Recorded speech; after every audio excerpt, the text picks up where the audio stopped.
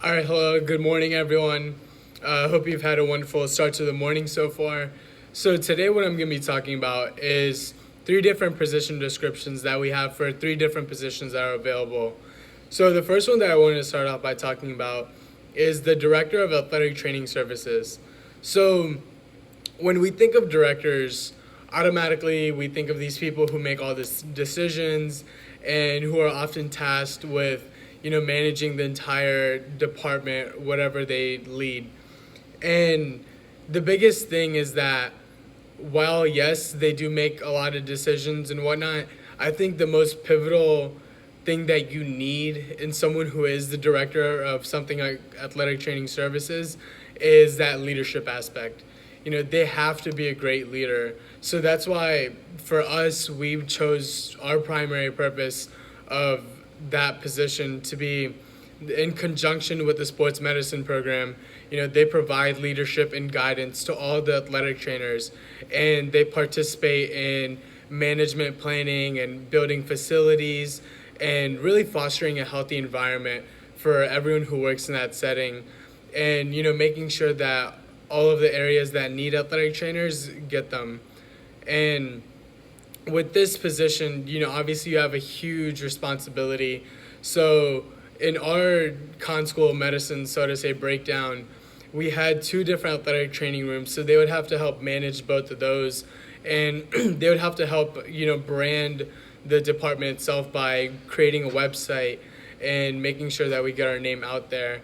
So they also have to make sure that they're taking care of the budget and getting funds where they need to be, whether it's one athletic training room or the other. And really, just helping play that manager role, for the entire department itself. So, some of the things that they need are the ability to work together well with others and really having high emotional intelligence and being able to read their staff members and say, okay, they like this, they don't like this. They also need to make sure that they're acting as a liaison between, the community and the athletic training staff, just to make sure that everyone's on the same page. And then, of course, they need to make sure that they're constantly reflecting, constantly trying to improve things in one way, shape, or form. So for experience, we said that they should at least have 5 years of experience, at least as an athletic trainer, assistant athletic trainer in the collegiate, professional, or high school setting, just because it's really one of those things where you become an effective manager over time. No one's just born an effective leader. No one's just born, being good at directing an entire department.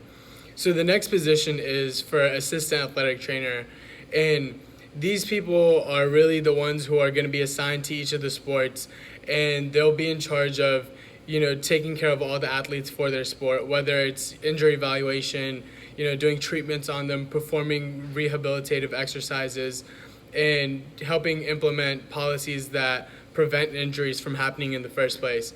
They also have to make sure that they're doing any administrative tasks that they need to, whether it's documenting all their injuries, in tracking injuries, and then, just making sure that all their paperwork is done. So it's really essential that they help serve as preceptors for the athletic training students who come through the Con School of Medicine. It's, a really important thing for us to be able to not only provide great services, but help others provide great service as well. And teaching is absolutely one of the key elements of our program design. And really, anything that you can imagine an athletic trainer doing in a day-to-day basis, whether it's, maintaining inventory, upkeep of the athletic training room, or making sure that, you're maintaining communication between an athletic training program and the Department of Sports Medicine. Those are all essential job functions. So, of course, as expected of any profession, they'd be expected to go to professional development conferences and consistently hone their skills and really serve as that liaison between their athletes and the, sports medicine department itself. So some of the skills that they would need would be to be able to work independently and be able to make quick decisions, especially when it matters the most. It's important that they're able to respond to emergency situations such as cervical spine injuries and whatnot. and really just being able to carry out all of the domains of athletic training, right? That's the ultimate goal of any program. So they should be a BOC certified athletic trainer and have a master's degree in athletic training or an equivalent field, and as long as they have a degree in athletic training. So their experience, they would have to have at least 2 years working as an athletic trainer in any setting, just to make sure that they have a little bit of experience under their belt. So the next position we'll be talking about is the team physician. So the team physician has to serve as a valuable asset to the sports medicine team, whether it's by assisting in performing evaluations, delivering treatments, attending any of the sports games possible, and really just overseeing the medical decisions of the sports medicine department itself. And some of the ways that they do that are by being accessible all the time, whether it's through cell phone, email. It's really important as a team physician to really be on call essentially and be there for all of your athletes and athletic trainers. So, a couple of other things that they need to do are prescribe prescriptions whenever necessary for their student athletes. Do things like injections, or, if they're a surgeon, then they can do surgeries on the athletes. And if not, then they can refer them out. But really just being there in any scope needed of them. They're essentially serving the sports medicine team in any way possible. So some of the marginal job functions would just be to, same thing, professional development, attending those conferences, and really being that liaison between the sports medicine team and other physicians, just because you have such a good network as a physician. And it's really important to help everyone else develop that great network as well. So some of the skills that you need are really just being able to work together with all the athletic trainers, right?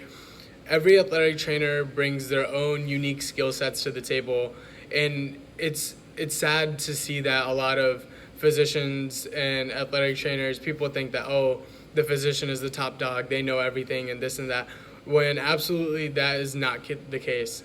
And there's so many situations where an athletic trainer who's used to being around sports that much more than a physician can say, wait a second, let's do this treatment instead, or wait a second, let's incorporate this rehab exercise. So it's really important for them all to work together. And some of the skills that we want the team physician to have are being able to do PRP injections, being trained in ultrasound-guided procedures, just because that's the new golden standard. That's becoming the golden standard for injections. And then, making sure that they're respecting the rights and welfare of all of their patients and being respectful to them. So some of the certifications, they have to either be certified in family medicine, internal medicine, or orthopedic surgery. So they all have their own different board certifications that they need to meet.